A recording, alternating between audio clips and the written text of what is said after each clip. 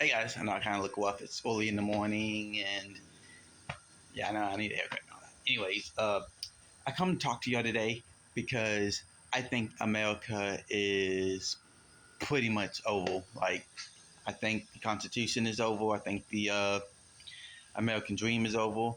I just, I just think everything is just over. Okay, so here's what's happening. Donald Trump's lawyers are being indicted in Georgia Fulton County for helping for giving Trump legal advice on what he should do to try to basically challenge the election of 2020. This is scare everybody. The reason for this is because under the Constitution, you're allowed to have, you know, legal counsel. You're allowed to get legal advice from people. And even if you think that 2020 wasn't stolen, the lawyers, or even if you think it's a bad legal theory, his lawyers should not be charged for giving him legal advice. I mean, that is just so ridiculous and so unconstitutional.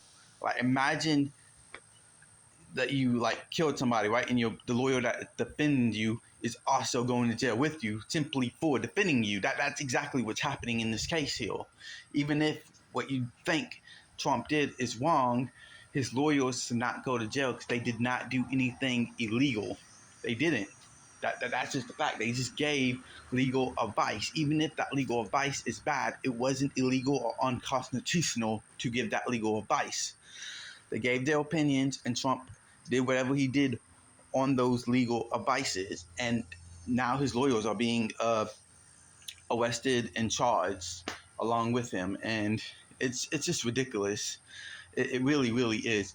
It's so ridiculous. And I don't know how we survive as a country, because the next they're going to start rounding up media personalities and other people.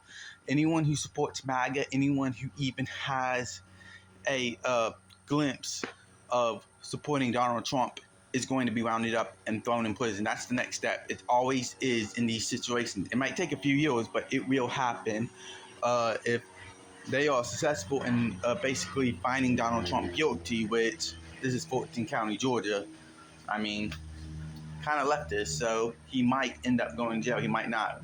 We got to wait until the trial to find out, but the trial is going to basically keep him from running for president, keep him off that. If they find him guilty, they might try to take him off the ballot and basically cheat 2024. This is the Democrats' plan, because if, Trump can't win, he's not going to win. And who do we have on the Republican side that can actually win? I don't think Ron DeSantis can anymore. I used to believe that, but not anymore. I mean, he's kind of been a failure, unfortunately, on the election circuit. Maybe he can change it around, but I don't see it. Vivek is probably the best we got, but I don't think he's popular enough yet. I mean, maybe in 2028, but in 2024, I don't think he's going to win, which means you might get another 4 years of Biden. And if that happens, I don't see how we survive as a country.